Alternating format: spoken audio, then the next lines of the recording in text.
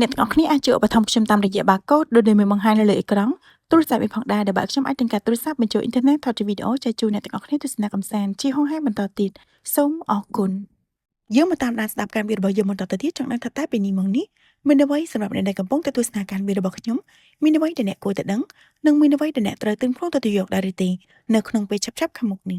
ស្លឹកវាបានបង្ហាញថាមើលទៅអ្នកដែលស្ដាប់ការវិភាគរបស់ខ្ញុំនៅក្នុងខែដែលអ្នកស្ដាប់ការវិភាគនេះតែម្ដងណាមិនថាអ្នកស្ដាប់នៅក្នុងខែណាទេប៉ុន្តែគឺនៅក្នុងខែហ្នឹងតែម្ដងគឺអ្នកដូចជាមានកម្រងឬក៏អាចនិយាយថាគឺសម្រេចចិត្តនៅក្នុងការធ្វើដំណើរទៅកន្លែងណាមួយដើម្បីគេហៅថាធ្វើទឹកចិត្តខ្លួនឯងឲ្យស្រឡះអញនិយាយថាគឺអ្នកមានកម្រងនៅក្នុងការធ្វើដំណើរទៅកន្លែងណាមួយដើម្បីព្យាបាលរបួសផ្លូវចិត្តរបស់ខ្លួនឯងអ្នកអាចនឹងទៅដើរលេងនៅតំបន់ណាដែលមានអាកាសធាតុរៀងក្តៅដូចថាទៅតំបន់សមុទ្រក៏ថាបានផងដែរដែលយើងទៅលេងសមុទ្រទៅវារៀងក្តៅចាំងមកអញ្ចឹងណាអាចថាគឺអ្នកត្រូវការពេលសម្រាកខ្លះដោយសារតែមួយរយៈកន្លងមកហ្នឹងគឺអ្នករវល់ខ្លាំងពេកណា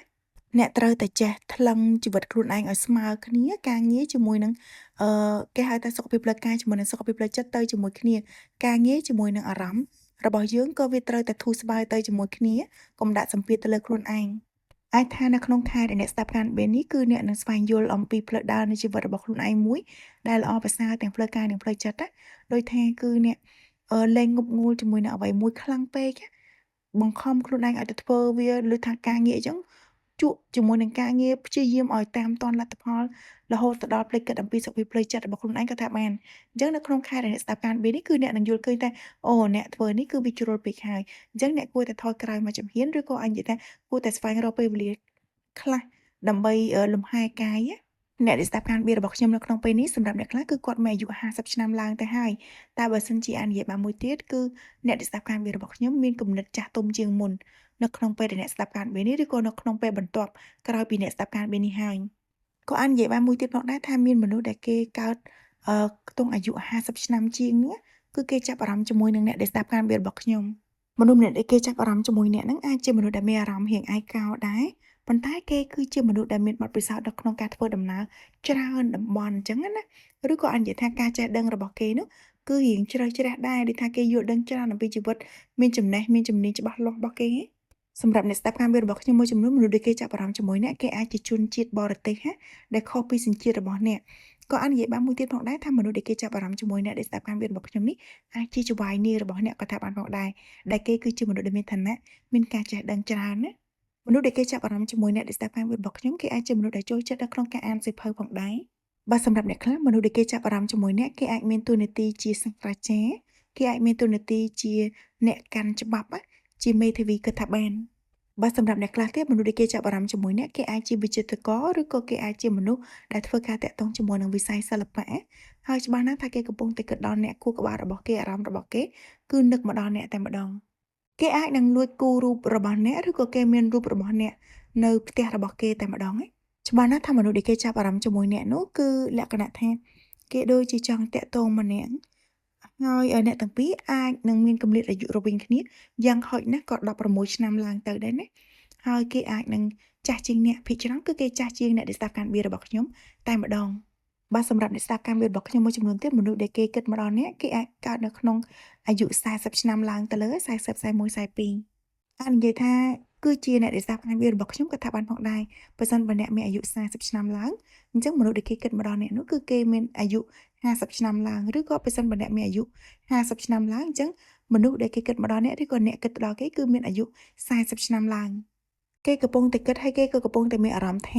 ាអ្នកគឺជាមនុស្សដែលល្អសម្រាប់គេដែលគេគួរតែតាក់ទងគួរតែបង្កើតអនាគតជាមួយគ្ន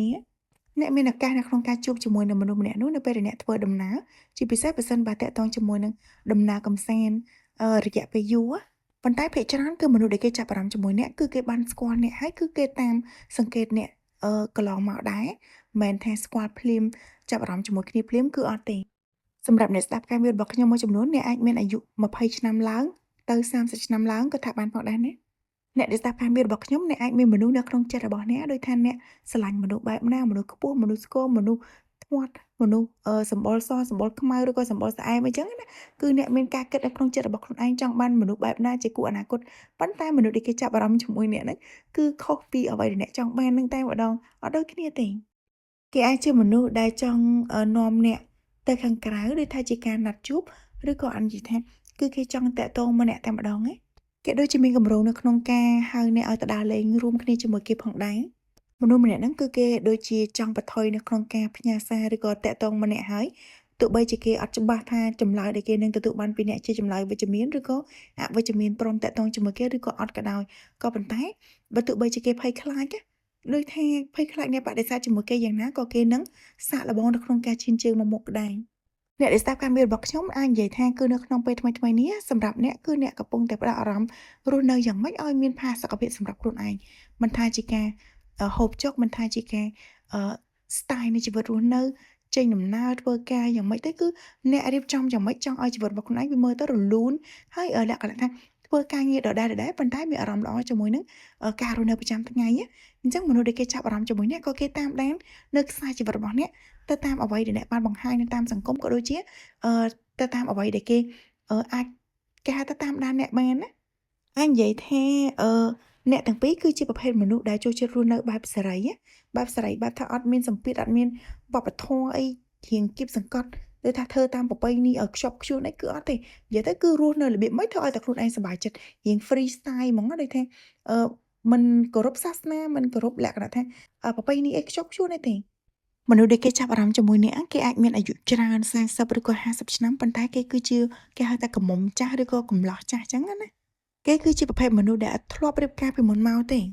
មនុស្សដែលគេចាប់អារម្មណ៍ជាមួយអ្នកនិយាយថាពីមុនមកគេគឺជាប្រភេទមនុស្សដែលឯករាជ្យហើយរស់នៅជាមួយនឹងជីវិតរបស់គេបែបមានសេរីភាពបែបសុបាយបែបតាមធម្មជាតិរស់នៅតែម្នាក់ឯងអញ្ចឹងណាដោយថារីករាយជាមួយនឹងជីវិតនៅ single អញ្ចឹងទៅប៉ុន្តែនៅពេលដែលគេបានជួបជាមួយអ្នកដែលស្ដាប់ការមានគឺអ្នកតាក់ភ្នែកគេតែម្ដងដោយថាការរស់នៅរបស់អ្នកឬក៏ការសម្ដែងចិត្តរបស់អ្នកឬក៏រូបសម្រស់របស់អ្នកហ្នឹងគឺធ្វើឲ្យគេចាប់អារម្មណ៍ណាបើសិនបើមានមនុស្សណាម្នាក់ដែលគេតាក់ទងជាមួយអ្នកដែលស្ដាប់ការងាររបស់ខ្ញុំក្រោយពីស្ដាប់ការងារហើយច្បាស់ណាស់ថាមនុស្សម្នាក់នោះគឺគេមិនមែននៅសុកតាក់ទងម្នាក់ទេ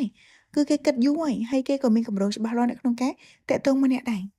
អញនិយាយថាអ្នកដែលស្ដាប់ការងាររបស់ខ្ញុំមួយចំនួនគឺអ្នកនឹងមានដំណើរកម្សាន្តដូចនិយាយតាំងពីដើមអញ្ចឹងណាទៅធ្វើដំណើរដើម្បីធ្វើអារម្មណ៍របស់ខ្លួនឯងល្អប្រសើរហើយរីករាយជាមួយនឹងជីវិតរបស់ខ្លួនឯង single life ប៉ុន្តែចៃដន្យអីក៏អ្នកបានជួបជាមួយនឹងមនុស្សដែលគេជាគូជាមួយអ្នកនឹងដែលគេចាប់អារម្មណ៍អ្នកអញ្ចឹងណាឬក៏អាននិយាយបានមួយទៀតថាអ្នកនឹងទៅធ្វើអ្វីមួយដែលជាការចាប់អារម្មណ៍របស់អ្នកអញ្ចឹងទៅគឺក៏តាក់ចិត្តតាក់អារម្មណ៍ជាមួយនឹងមនុស្សដែលគេចាប់អារម្មណ៍អ្នកហ្នឹងឲ្យតាមដានអ្នកខ្សែជីវិតរបស់អ្នកតរហូតមកអ្នកដែលស្ដាប់ការងាររបស់ខ្ញុំអ្នកក៏ជាប្រភេទមនុស្សឯករាជ្យដែរណារស់នៅដោយជីវិតរបស់ខ្លួនឯងតាមអ្វីដែលខ្លួនឯងចង់បានមនុស្សដែលគេចាប់អារម្មណ៍ជាមួយអ្នកគេអាចរស់នៅប្រទេសក្រៅតែម្ដងណាដែលបច្ចុប្បន្នគឺនៅក្នុងស្រុកទេឬក៏និយាយបានមួយទៀតថាបើទោះបីជានៅក្នុងស្រុកក៏អ្នកទាំងពីររស់នៅតំបន់ខុសគ្នាដែរស្លឹកប៊ីចេញមកហើយមនុស្សដែលគេចាប់អារម្មណ៍ជាមួយអ្នកដែលស្ដាប់ការងាររបស់ខ្ញុំនេះគឺគេអាចដែរតាក់ទងជាមួយអ្នកពីមុនមកគឺអាចដែរនិយាយជាមួយហ្មងនិយាយទៅគេបានត្រឹមតែតាមដានអ្នកដោយស្ងាត់ណាមើលអ្នកពីចម្ងាយអ្នកប្រៀបដូចជាដួងតារាមួយសម្រាប់មនុស្សដែលគេស្រឡាញ់អ្នកហ្នឹងដោយថាអ្នកភ្លឺចិញ្ចែកនៅក្នុងភ្នែករបស់គេនៅក្នុងអារម្មណ៍របស់គេគឺគេចូលចិត្តនៅក្នុងការតាមសង្កេតអ្នកហ្មងណាមនុស្សដែលគេចាប់អារម្មណ៍ជាមួយអ្នកដែលស្ដាប់ការងាររបស់ខ្ញុំគេអាចជាមនុស្សដែលគេហៅថាមានចំនួនផ្ទាល់ខ្លួនណាបើទោះបីជាអ្នកធ្វើការក៏គេជាអ្នកធ្វើការដែលមានកេរ្តិ៍ឈ្មោះដែលមានមុខមាត់នៅក្នុងសង្គមផងដែរគេអាចជាសិល្បករវិចិត្រករផងដែរគេអាចជាមនុស្សដែលពោពេញទៅដោយគំនិតច្នៃប្រឌិតគេអាចជាមេធាវីគេអាចជាមនុស្សដែលធ្វើការឲ្យរាជរដ្ឋាភិបាលច្បាស់ណាស់ថាមនុស្សដែលគេចាប់អារម្មណ៍ជាមួយអ្នកហ្នឹងគឺគេនឹងតាក់ទងម្នាក់ហើយគេណាត់ជួបអ្នកជាពិសេសគឺអាចនិយាយថាគឺទៅដើរលេងជាមួយគ្នាឬក៏ទៅទទួលទានអាហារនៅខាងក្រៅជាមួយគ្នាបែបរ៉ូមែនទិកជាពិសេសគឺនៅក្នុងខែដែលអ្នកស្ដាប់ការមាននេះតែម្ដងដែលគេនឹងអញ្ជើញអ្នកដែលអ្នកនឹងបានឱកាសជួបជាមួយគេអ្នកដែលស្ដាប់ការមានរបស់ខ្ញុំគឺអ្នកអត់ដឹងខ្លួនទេប៉ុន្តែមនុស្សដែលគេចាប់អារម្មណ៍ជាមួយអ្នកគឺគេស្រឡាញ់អ្នកខ្លាំងណាស់ចង់ចូលលក្ខណៈងប់ងល់ហើយនេះគេក៏មានអារម្មណ៍នៅក្នុងការចង់ឆ្លងរាត្រីជាមួយអ្នកផងដែរណាលក្ខណៈថាស្រឡាញ់ងប់ងល់ពេកគិតច្រើនវែងឡាយដល់ណាដល់ណីហ្មងអ្នកដែលស្ដាប់ការមានរបស់ខ្ញុំមួយចំនួនគឺអ្នកបានស្គាល់មនុស្សម្នាក់ហ្នឹងរួចទៅហើយគ្រាន់តែថាអ្នកទាំងពីរអត់និយាយជាមួយគ្នាអត់តាក់ទងជាមួយគ្នាបានត្រឹមតែលួចមើលគ្នាអញ្ចឹងណាហើយអ្នកក៏តែងតែបួងសួងបន់ស្រន់សុំឲ្យម្នាក់ហ្នឹងគឺតាក់ទងម្នាក់ដែរដូចថាអ្នកក៏ស្រឡាញ់គេដែរអញ្ចឹងណាស្លឹកប៊ីចេញមកបញ្ជាក់ម្ដងទៀតហើយគេអាចជាឆ្វ័យនីរបស់អ្នកគេអាចជាមនុស្សដែលមានឋានៈជាងអ្នកហើយគេមើលទៅចាប់អារម្មណ៍ជាមួយអ្នកដូចថាឆ្លុះវែងខ្លាំងហ្មងបើសិនជាអ្នកធ្លាប់តាក់ទងជាមួយគេពីមុនមកគឺគេអត់ ទទួលអារម្មណ៍នៃការស្រឡាញ់នឹងទេប៉ុន្តែដល់តែពេលស្ងាត់ជាមួយអ្នកមួយរយៈទៅគេក៏ទទួលអារម្មណ៍ដឹងថាគេពិតជាស្រឡាញ់អ្នកខ្លាំងកម្រិតណាមនុស្សដែលគេចាប់អារម្មណ៍ជាមួយអ្នកគេក៏ខ្វល់អំពីកេរ្តិ៍ឈ្មោះក៏ដូចជាគេហៅថាកិត្តិយសគេនៅក្នុងសង្គមផងដែរណាគេអាចជាមនុស្សដែលមានភាពជោគជ័យនៅក្នុងជីវិតរបស់គេមិនថាគេធ្វើការឬក៏ជាអ្នកជំនួញទេហើយអ្វីដែលគេចង់បានបន្ទាប់ពីជោគជ័យរបស់គេគឺជាអ្នកដែលស្ដាប់ការនិយាយរបស់ខ្ញុំនេះឯងដូច្នេះប្រសិនបើគេតាក់ទងម្នាក់អ្នកមិនបាច់ចាំគិតខ្វល់ថាអ្នកមិនសមជាមួយគេឬក៏អាចនិយាយថាអ្នកគិតថាខ្លួនឯងតូចទាបជាងគេគេជាមនុស្សល្បីគេគឺជាមនុស្សដែលជោគជ័យគេគឺជាអ្នកមានអីបាច់ខ្វល់ត្រង់ហ្នឹងទេលក្ខណៈថាឲ្យតែគេមករកយើងចឹងបានថាគេឲ្យតម្លៃយើងហើយយើងគឺស្មើជាមួយគេឬក៏គឺគេឲ្យតម្លៃយើងខ្លាំងជាងអ្វីដែលគេមានណាសម្រាប់អ្នកស្ដាប់ការវិរបស់ខ្ញុំមួយចំនួនគេអាចជាមនុស្សដែលអ្នកទាំងពីរបានបែកគ្នាទៅហើយគេក៏ត្រឡប់មកវិញដោយសារតែគេយល់ដឹងថាគេស្រឡាញ់អ្នកទាំងអស់គ្នាខ្លាំងកម្រិតណាអ្នកដែលស្ដាប់ការនិយាយរបស់ខ្ញុំមួយចំនួនគឺអ្នកមានឱកាសនៅក្នុងការកាត់ចេញនៅមនុស្សឬក៏ទំនាក់ទំនងណាដែលមិនសមប្រកបជាមួយនឹងផ្លូវអារម្មណ៍របស់អ្នកដោយថាធ្វើឲ្យអ្នក stress ធ្វើឲ្យអ្នកអត់សប្បាយចិត្តឯហ្នឹងគឺផ្ដាច់ទំនាក់ទំនងនឹងចោលទាំងអស់តែម្ដងគឺធ្វើយ៉ាងម៉េចឲ្យសុខភាពផ្លូវកាយនិងផ្លូវចិត្តរបស់អ្នកទៅល្អប្រសើរថ្មីនេះឬក៏នៅក្នុងពេលខាងមុខនេះគឺអ្នកដែលស្ដាប់ការនិយាយរបស់ខ្ញុំគឺអ្នកនឹងយកចិត្តទុកដាក់ជាមួយនឹងអាហាររបស់ខ្លួនឯងដោយថាតាក់ទងជាមួយនឹងការសម្រកទម្ងន់តាក់ទងជាមួយនឹងការញ៉ាំឬក៏ទទួលទានអាហារណាដែលល្អចំពោះសុខភាពណារយៈពេលកន្លងមកអ្នកអាចនឹងឆ្លងកាត់នៅពេលវេលាឬក៏ហេតុការណ៍ដែលមិនសមប្រកបដែលធ្វើឲ្យអ្នកពិបាកមិនថាពិបាកផ្លូវចិត្តឬក៏អាចនិយាយថាការគិតច្រើនអីទេប៉ុន្តែនៅក្នុងពេលខាងមុខនេះជីវិតរបស់អ្នកគឺនឹង